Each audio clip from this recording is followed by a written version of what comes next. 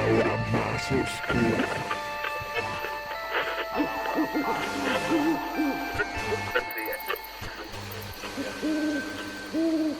Bienvenidos a La Hora Más Oscura, un podcast de terror y misterio. Mi nombre es Alejandro Camarillo y aquí me encuentro una semana más en este podcast.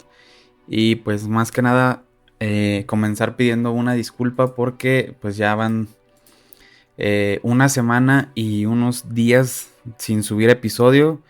Me salió trabajo de repente, bastante trabajo, no podía ni respirar, digámoslo así, porque estuve bastante ocupado, no tuve nada de oportunidad hasta este momento y probablemente vuelva a pasar de vez en cuando, pero voy a tratar de que no sea seguido. Voy a tratar de estar lo más constante posible y que no pasen este tipo de cosas, pero de todos modos pues hasta que no haya no voy a parar hasta que no haya algo ya, un impedimento más grande. Pero por lo pronto aquí estamos, otro episodio más, un episodio ya conocido, ya se hizo anteriormente, pero pues vamos a ver ahora qué tal sale. Es un episodio de aquí de México, más o menos temática paranormal. Y a mí se me hizo muy interesante desde que lo leí. Me gustó bastante. Y pues es el episodio que les voy a estar platicando hoy. Y pues más que nada, ya saben pues las redes sociales, que pueden seguirme aquí el podcast en Spotify. Bueno, las plataformas que son Spotify, Spreaker, Apple Podcast, Google Podcast, en YouTube. En Spotify ya se puede dejar también, como aparece siempre una pregunta, siempre es la misma pregunta por lo regular, que dice que qué tal les pareció el episodio. La dejo así abierta como para que pues me den sus impresiones. Algunos sí me las responden. Y pues una grata sorpresa de que sí pues les están gustando los episodios, de que todo va fluyendo bien. Y pues me alegra. Ahí les encargo que si pueden pues por favor vayan contestándola cuando tengan oportunidad. Y también pues califiquen el podcast si no lo han hecho, si son nuevos o algo, porque creo que hay una nueva herramienta en el que Spotify recomienda más ahora los podcasts. Y ya hay como una medición ahí de cuántas personas les llega. Entonces espero que si hay personas nuevas llegando, pues igual lo califiquen, lo sigan. Y en Spreaker, si pueden escucharlo en Spreaker también, pues eso es lo que más me ayuda monetariamente. Y por último, pues en YouTube, ya saben, ahí se suben los videos, ahí puedo leer también comentarios. Y también hay cierto tipo de retroalimentación que me ayuda mucho para saber qué tal está pareciendo el trabajo. Y pues bueno, podemos seguir, podemos comenzar con nuestro episodio de esta semana. Como ya les dije, es un episodio de aquí de México. Y pues yo no, como tal, pues no investigué nada, porque ya está como que todo el relato. O sea, yo nada más lo vengo a repetir. No sé si es anónimo o tenga créditos de alguien, de quien lo haya escrito. Pero si es así, pues créditos a esa persona, porque por lo regular no aparece quién lo escribe en donde está. Pero bueno, vamos a hablar de Los Locos de San Leopoldo, que ustedes ya lo vieron porque ya vieron el título del episodio. Y pues los que ya lo han escuchado ya saben más o menos de qué va, y los que no, pues ahí vamos. En los pueblos de México existen infinidad de historias y leyendas, algunas producto del imaginario colectivo de la población, otras que sí sucedieron, pero tal vez no de la manera en la que se cuentan actualmente, y existen algunos casos donde la realidad supera a la ficción. San Leopoldo es una población de unos 500 habitantes. Pertenece al municipio de San Andrés Tuxtla, en Veracruz. Es una comunidad rural, con pocos servicios y que viven mayoritariamente de la siembra de algunos productos y de las remesas que mandan los familiares que pudieron llegar a los Estados Unidos. A principios de la década de los 90, San Leopoldo se volvió medianamente famoso a nivel nacional por la publicación de diversos medios impresos y por la cobertura que le dieron algunos medios de radio y televisión a un evento que se volvió noticia. Para muchas personas que somos cercanos a la región de los Tuxtlas, a eso es a lo que me refiero, que la persona que lo escribió pues, lo está narrando ella, entonces así va a estar narrado el episodio como si yo fuera esa persona. Esta historia es conocida. Con el paso del tiempo las versiones han ido cambiando dependiendo de quién te la cuente, pero todos coinciden en algo. Lo que ahí sucedió fue obra de un demonio. Santiago, un antiguo compañero de trabajo, es originario de San Leopoldo. Éramos compañeros de oficina y por lo tanto platicábamos mucho. Una tarde hablábamos sobre los trabajos más pesados que habíamos tenido y de por lo que nos había tocado vivir. Fue cuando Santiago me contó la que es hasta hoy la versión más real que he escuchado sobre los locos de San Leopoldo. Santiago tenía 11 años cuando todo sucedió. Recuerda que él estaba en la primaria y que en estos días la paranoia de los padres era tal que lo encerraban en su casa con las ventanas cerradas y con muchas veladoras prendidas a los santos que tenía su abuela. Por las noches trataba de quedarse despierto para escuchar a escondidas las conversaciones que mantenían sus papás y sus abuelos. Él recuerda que cuando era niño no entendía por qué el miedo de los adultos y tampoco sabía qué era lo que pasaba con su vecino Tomás, solo que le decían que estaba enfermo y que por eso no podía salir.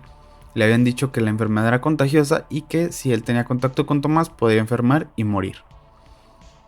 En la escuela, el tema del momento entre maestros y alumnos era la salud de los supuestos enfermos. Había una especie de trato entre los padres de familia y los maestros de la primaria de no revelar detalles sobre lo que sucedía con 7 jóvenes de la secundaria, los cuales mostraban un comportamiento bastante raro y violento. Una tarde, mientras Santiago comía con su abuela, un grito bastante fuerte y desgarrador hizo que su abuela corriera a abrazarlo. Era Tomás. Corría como desesperado por el lugar mientras gritaba de tal manera que parecía que en cualquier momento la garganta comenzaría a sangrarle.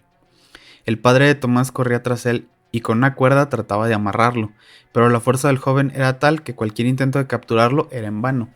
El chico comenzó a lastimarse de manera violenta frente a todos. Con sus propias uñas se arañaba los brazos y la cara. En ese momento encerraron a Santiago en su cuarto y su madre comenzó a rezar mientras lo abrazaba. Pero el miedo ya estaba ahí. Santiago ya entendía por qué no lo dejaban salir. No lo dejaban abrir la ventana de madera del cuarto donde dormía y por qué no lo dejaban visitar a Tomás, quien semanas antes le enseñaba a Santiago y a otros instrumentos de su edad a tocar la jarana, que es un instrumento como una guitarrita chiquita, la jarana jarocha creo, típica de aquella región. La imagen de ver a su vecino de toda la vida en este estado francamente aterrador hizo a Santiago preguntar a su madre y a su abuela qué era lo que tenía, por qué se hacía daño de esa manera. El padre de Santiago llegó apresurado, le habían avisado y corrió inmediatamente a ver a su hijo, quien lloraba de miedo y de desconcierto. Esa tarde le contaron a Santiago todo, para que ya estuviera más preparado y no tratara de ir a curiosear con los demás. Lo que Santiago cuenta es lo siguiente. Desde días antes, varios muchachos de la secundaria habían estado enfermos y se comportaban como unos locos, igual que Tomás. Ya había venido un doctor de San Andrés a verlos y dice que no tienen nada, que seguramente han estado consumiendo algún tipo de droga o están experimentando con hongos alucinógenos, pero no es así. Uno de los muchachos, el mayor de ellos, es hijo de una mujer que le gusta la brujería y tiene al marido trabajando con sus hierbas. Antes de que comenzara, todos veían a ese muchacho sentado bajo el árbol de tamarindo que está de camino al cerro, donde años atrás los pobladores comenzaban a ocupar las tierras que les fueron donadas. Se habían encontrado figuras de barro y artículos ceremoniales.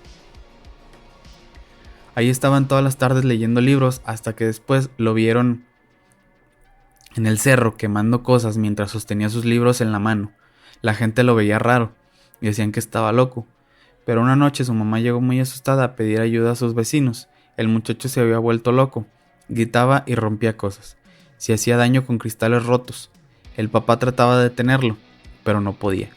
Cuando llegaron los vecinos, el muchacho se había escapado golpeando a su papá y corrió con rumbo al cerro. Iba descalzo y se hacía daño con los alambrados, pero no le importaba y seguía corriendo. Al llegar al cerro comenzó a decir palabras al azar y temblaba. Los que iban tras él trataban de calmarlo y él solo repetía que abajo de él había cientos de víboras, que tenía miedo de salir de ahí porque las víboras lo iban a atrapar.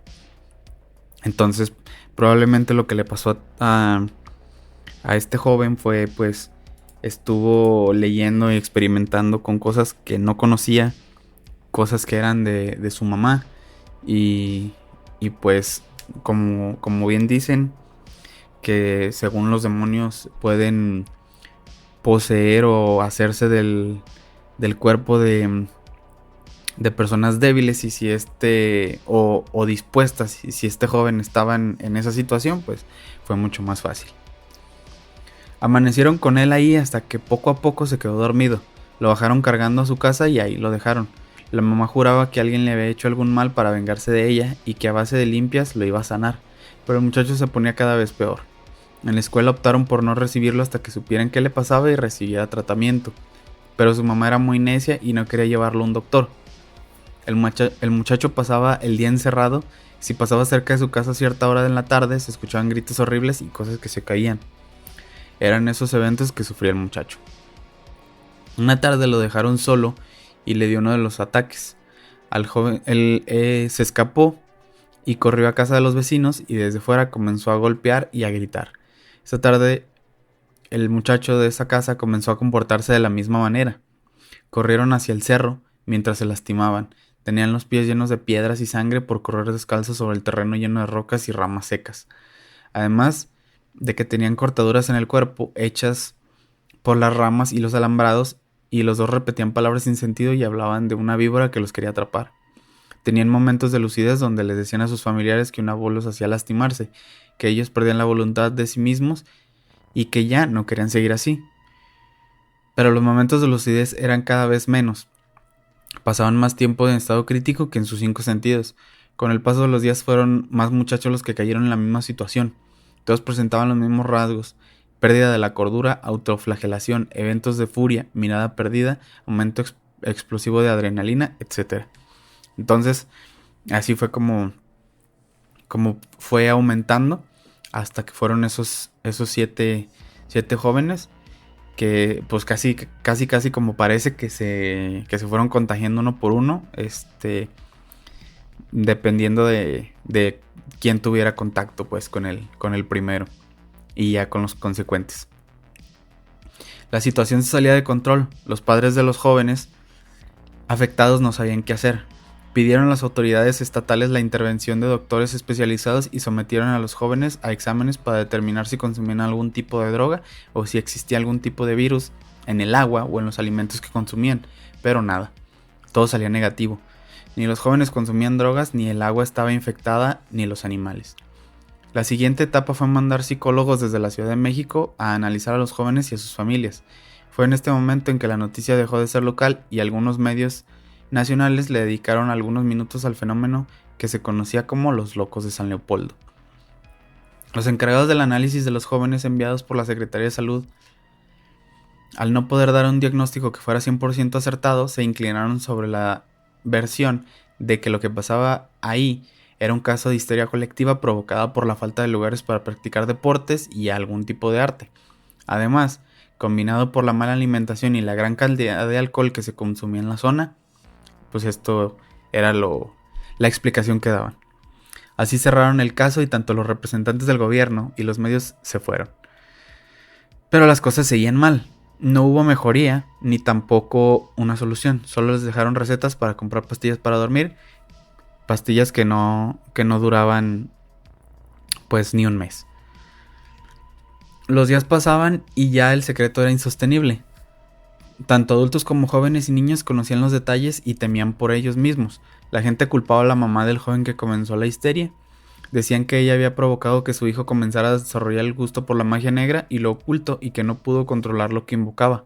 La mujer se defendía diciendo que ella no trabajaba magia negra, que en su casa no había un solo libro de magia negra o de ocultismo, que si su hijo los había leído era porque alguien más se los había proporcionado.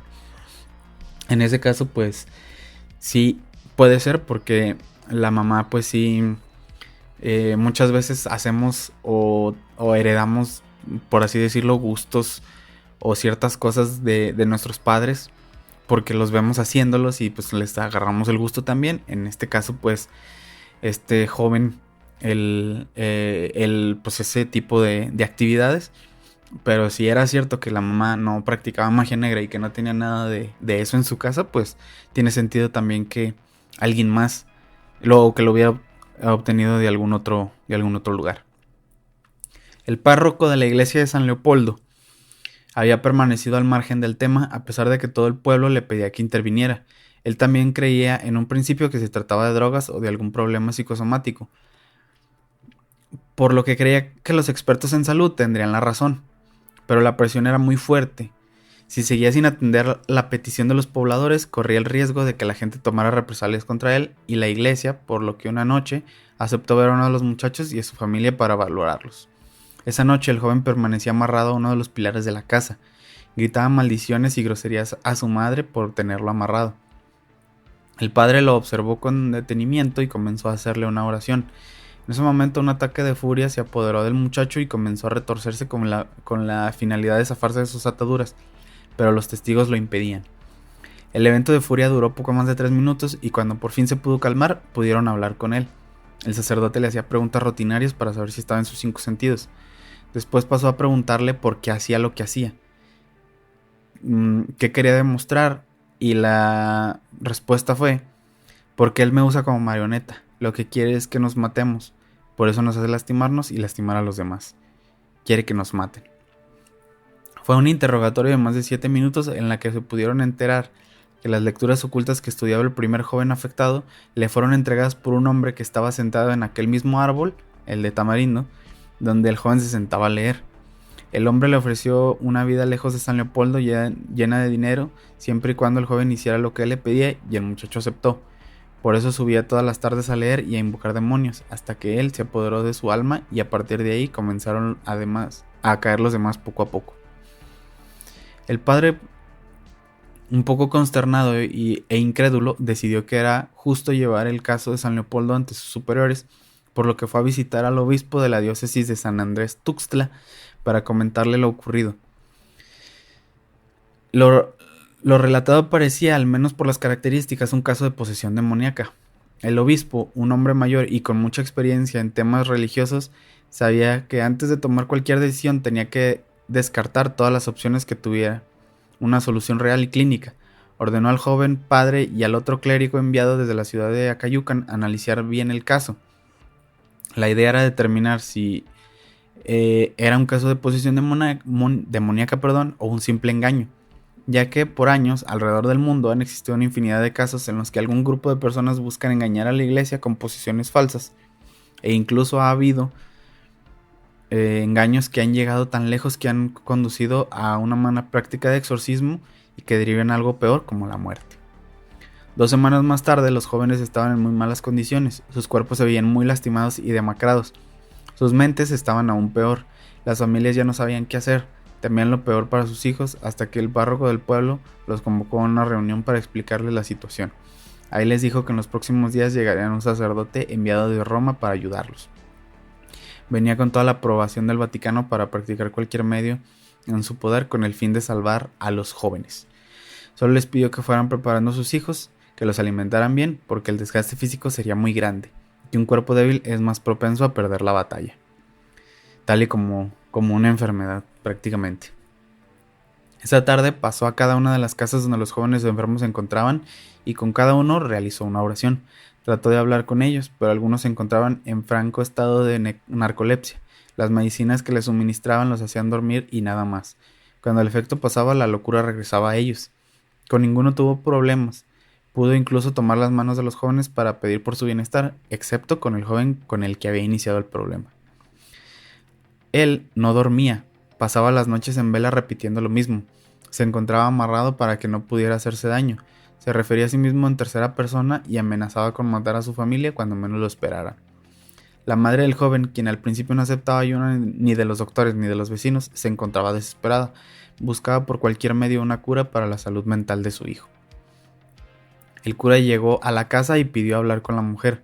Ya dentro de la casa notó una gran cantidad de figuras y velas de distintos colores, retazos de tela y santos. Sabía que estaba en un lugar donde se practicaban cualquier clase de conjuros y esoterismo. Lo primero que le dijo a la mujer fue que un joven que presentaba síntomas de haber sido poseído por un espíritu o un demonio no puede estar en un ambiente tan hostil como el que sentía en esa casa.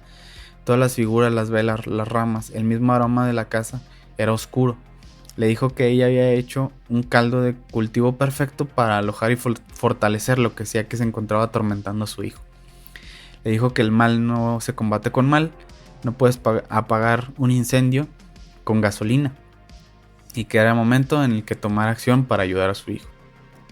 O sea, deshacerse de todas las cosas que usaba para hacer la santería y todo eso. El clérigo tenía pensado conocer y recabar información por parte de los demás vecinos que no tenían a algún hijo en esa situación, y una vez que estuviera listo, comenzaría las sesiones. Pero el plan se vino abajo cuando entró a la recámara donde estaba encerrado el muchacho. El párroco del pueblo describe el momento como uno de los momentos de mayor estrés que le ha tocado vivir. El joven de apenas unos 16 años se puso más violento al vernos entrar. La madre trataba de calmarlo y el papá ajustaba las sogas para que no las rompiera. Los dos sacerdotes trataron de hablar con él, a ver si estaba en sus 5 sentidos, pero solo recibían insultos y maldiciones. Era bastante claro con lo que habían visto. Era una posesión y tenían que practicar un exorcismo.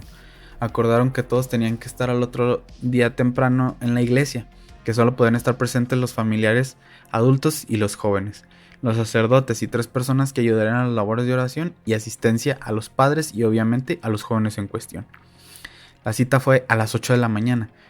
Uno a uno llegaban a la iglesia. Algunos jóvenes lucían francamente mal, pero todavía con las fuerzas suficientes para aguantar lo que estaba por venir. El día era como cualquiera. Los demás pobladores trataban de hacer su vida normal. Pocos eran los curiosos que se acercaban a la iglesia ese día.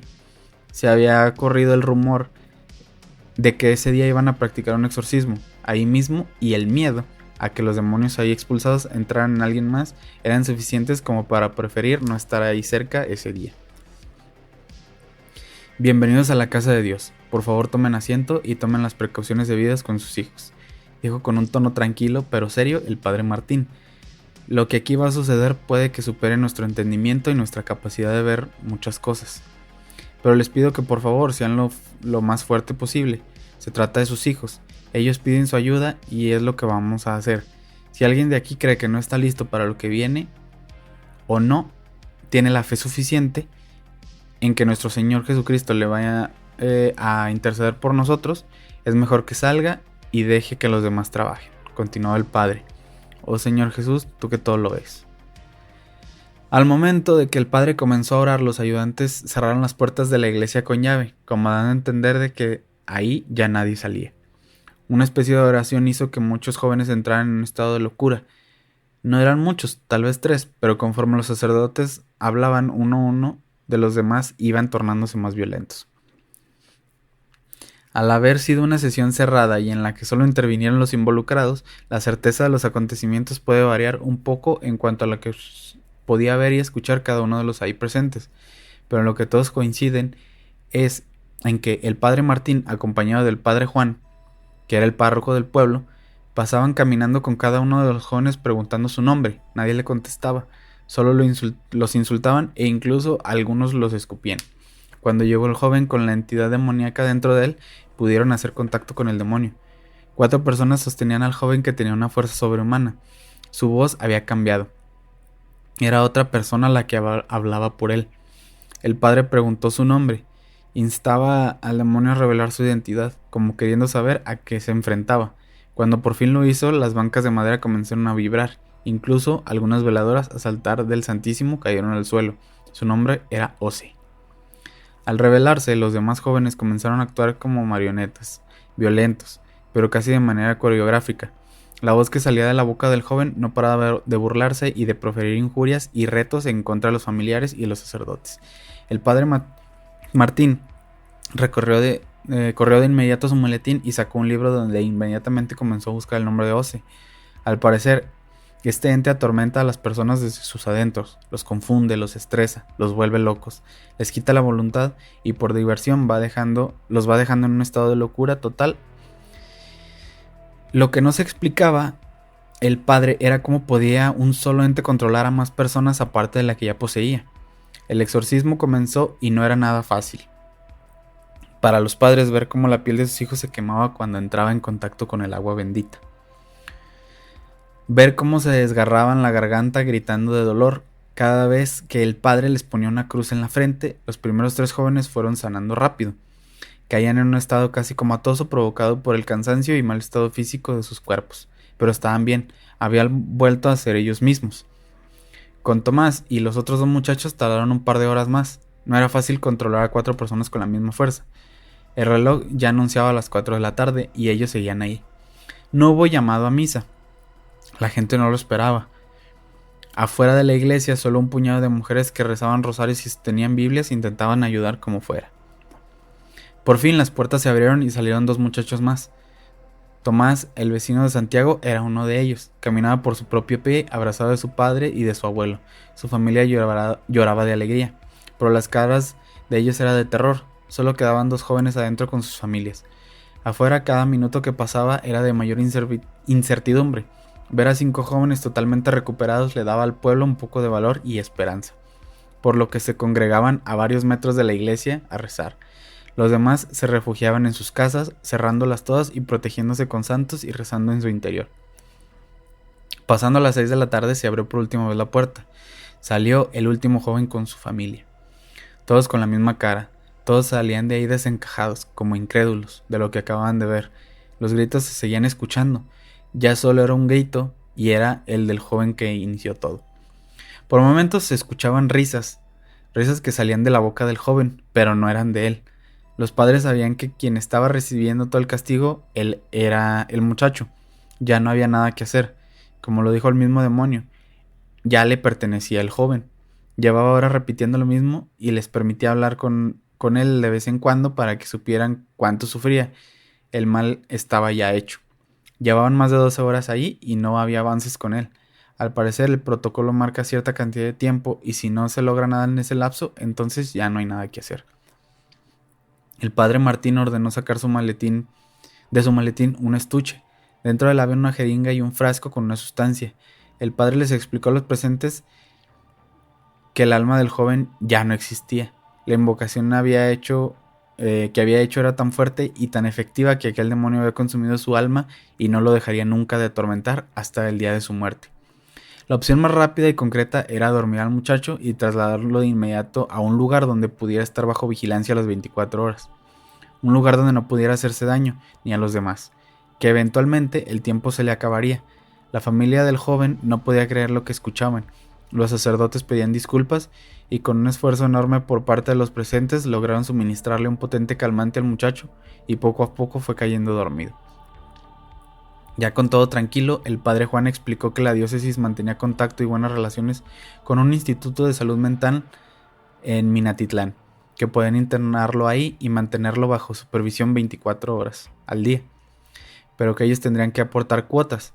La familia no tuvo más remedio que aceptar. Con el paso del tiempo, los demás jóvenes poco a poco regresaron a su vida normal. Los episodios de locura no se volvieron a repetir con ellos. La gente todavía los veía de una manera diferente. No sabían si tenerles miedo o tratarlos bien. Al joven que no pudieron salvar mediante el exorcismo lo trasladaron a aquella clínica de la que se les había hablado. La familia se fue con él. Poco a poco se supo de ellos después. Algunos años después y por falta de presupuesto, la clínica mental cerró sus puertas. Algunos pacientes fueron reubicados en otras clínicas del estado de Veracruz, pero de este muchacho ya no se supo nada. Dependiendo de quién te cuente la historia, su final es variado. Algunos comentan que está en otra clínica en Orizaba, totalmente perdido por la gran cantidad de medicinas que le suministran, y otras personas cuentan que la familia no pudo seguir pagando sus cuotas y que dejaron libre al muchacho. Pero el matrimonio se separó a causa de ese evento y que la mujer tuvo que llevar a su hijo y vivir en algún lugar donde no pudiera estar cerca de la gente. Otros dicen simplemente que murió en la clínica. Lo cierto es que si vas a ese pueblo, poco ha cambiado. Sigue siendo un pueblo rural, sigue habiendo poca información y pocos servicios de salud. Pero si hablas con la persona adecuada, te puede llevar a platicar con un hombre de 40 años que se sabe la historia y dice ser uno de los locos de San Leopoldo. Y ese es todo el episodio, amigos. Ojalá les haya gustado. A mí la verdad es que me gusta bastante. Por lo mismo de que hay poca información de esto, pues las imágenes son prácticamente lo mismo. Ustedes lo van a notar en las pues sí, en el cover del episodio, en las miniaturas de YouTube y todo eso, porque pues no hay nada más que pues fotos del pueblo, que ya no está tan rural como se narra aquí. Pero sí es un pueblo chiquito. Se puede ver, o sea, pueden entrar con maps y ver la iglesia. Ahí está la iglesia y se puede ver bastante bien. Y pues bueno, pues como dice al principio, no se sabe si fue o no o sea, si es una historia real o no. Pero lo que sí es que es bastante buena. Y pues pues no hay mucho que decir. Si les parece buena, pues déjenmelo en los comentarios, ya sea en YouTube o en el Spotify para leer. La verdad no tengo idea si sea real, si haya sido un invento, si sea una leyenda, si sea un cuento. Pero lo que sí es que sí está muy chido. Y pues bueno, o sea, si fue real, pues sí, pobres de los jóvenes que les pasó eso. Y pues quién sabe si haya sido histeria colectiva, si haya sido algo paranormal, si realmente estuvieron padeciendo algo. Porque si, por ejemplo, el principal de todos pues llegara a haber tenido alguna enfermedad mental, pues probablemente con los demás haya sido histeria colectiva. Pero pues creo que no lo vamos a saber. Pero pues ustedes igual lo que piensen, déjenmelo saber para ver qué es lo que piensan. A mí me agradó bastante y pues vamos viendo. Y pues ese fue el episodio de esta semana, amigos, Los Locos de San Leopoldo. Ojalá haya sido de su agrado. Y pues pasamos a las recomendaciones de esta semana, que por lo regular pues saben que trato de dar pues una... ¿Cómo se llama? Una recomendación lo más parecida al episodio. Creo que ya me gasté casi todas las de posesiones, así que he visto. Hasta el día de hoy no he podido ver la del Exorcista como para hablar de ella. La nueva, la que acaba de salir hace un mes, la de El Exorcista Believers. La tengo ahí guardada. Bueno, ya en fila para ver. Tengo otras que tengo ahí pendientes, que son buenas también. Y ahorita, en este momento, estoy viendo una serie, nomás que igual no la he terminado por todo el trabajo que me surgió. Es una serie de anime, de 8 episodios, de 1 hora 45 minutos más o menos. Bueno, 45 minutos o 1 hora, no 1 hora y 45. Que se llama Pluto, es nueva. Esta está basada en un manga que escribió Naoki Urasawa, que es uno de los mangakas más cabrones que que a mí me ha tocado ver. Él es el creador de otros éxitos como lo son Monster, que también tiene su serie y está también en Netflix. Tiene uno que no tiene serie, pero que me gustaría, nada más que sí sería bastante larga. Pero sí pienso que sería una muy buena serie. Bueno, de anime. Y ese manga se llama 20th Century Boys. 20th Century Boys, perdón. Y son 20, creo que son 20 tomos con varios capítulos. Y al último el 21 Century Boys. 21 Century Boys, que es como el cierre de la historia, que son otros 2 tomos. Y la verdad es, yo creo que sin problema alguno, la mejor historia que he leído en toda mi vida. De todos los libros, de todos los cómics, novelas gráficas, de todo lo que sea que haya leído, creo que ese manga es la historia más chingona que he leído. No es de terror como tal, ya después les hablaré de ella. Pues de hecho no es de terror, más bien como de aventura. Me recuerda mucho a It, o sea, porque son niños los que viven esta historia. Y luego van creciendo, se van como en líneas de tiempo, igual que como con la película de It. O también me recuerda mucho a Stand By Me, así que el grupo de amigos, niños que tienen una aventura, más o menos así. Y bueno, este de Pluto tiene que ver con uno de los arcos de la serie original o del manga original de Astro Boy, que es de robots. Nada más que Naoki Urasawa lo que hace aquí es como, o sea, agarra como ese arco, agarra personajes de ese arco y hace su propia historia, que no es una historia infantil, o sea, no es una historia para niños.